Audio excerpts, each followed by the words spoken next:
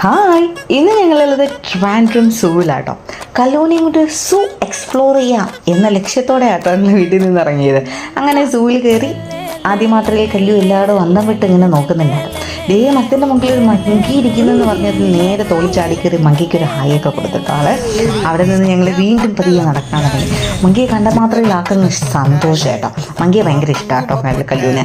എന്നിട്ട് ഞങ്ങൾ പതിയെ നടന്ന് കല്ലുവിനെ എല്ലായിടും വളരെ സന്തോഷത്തോടെ കണ്ട് അങ്ങനെ പോവുമായിരുന്നു. ഇങ്ങനെ അച്ഛൻ്റെ തൊള്ളും അമ്മയുടെ തൊള്ളും മാറി മാറി കയറുമായിരുന്നു. പിന്നീട് ആളങ്ങ് നടക്കാൻ തുടങ്ങി കേട്ടോ. പിന്നെ ഒരു രക്ഷയില്ലായിരുന്നു കേട്ടോ. അതിൻ്റെ ചുറ്റും അങ്ങ് ഓടി നടക്കുകയായിരുന്നു. നടക്കുക എന്നത് ഞങ്ങളെ സംബന്ധിച്ചിടത്തോളം വളരെ ദയനീയ അവസ്ഥയാട്ടോ, പ്രത്യേകിച്ച് നമ്മുടെ സൂവിൽ. പക്ഷേ കല്ലു വളരെ സ്മാർട്ടായിട്ട് അവിടെ കിടന്ന് ഓടി നടക്കുന്നുണ്ടായിരുന്നു കേട്ടോ. അവൾ നന്നായിട്ട് എൻജോയ് ചെയ്തു കേട്ടോ. ഓരോ ജീവികളെ കാണുമ്പോഴും അവളിങ്ങനെ അന്തം വിട്ട് നിൽക്കുക. ഇതിനൊന്നും എന്താണെന്ന് അറിയത്തില്ല. അവൾക്ക് വലിയ എന്ത് സാധനത്തെ കണ്ടാലും അയ്യോ ആനയാണോ എന്നൊക്കെയാണ് അവളുടെ ചിന്ത. പക്ഷെ ആനയില്ലാത്തത് ആൾക്ക് ഭയങ്കരമായിട്ട് സങ്കടമാണ് തോന്നി കേട്ടോ. നമ്മുടെ സൂലാനയില്ലല്ലോ, അതവൾക്ക് വളരെ സങ്കടം. പിന്നെ മാനിനെയൊക്കെ കണ്ട് ആളുടെ കൈയൊക്കെ കെട്ടി അങ്ങ് ലാഘവത്തോടെ നടക്കാൻ തുടങ്ങി അവിടെയൊക്കെ കേട്ടോ.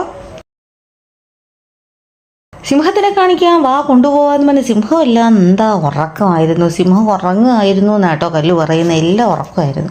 അവിടെ നിന്ന് തിരിച്ചു വന്നപ്പോൾ ഭാഗ്യത്തിനൊരു പുലി ഇറങ്ങി നടന്നു വരുന്നത് കണ്ടോളൂ. ആ പുലിക്ക് ഒരു ഹായൊക്കെ കൊടുത്തിട്ട് വീണ്ടും ഞങ്ങൾ അവിടെ നിന്ന് യാത്രയായിട്ടോ. അപ്പോൾ വീണ്ടും നടക്കാൻ തുടങ്ങി.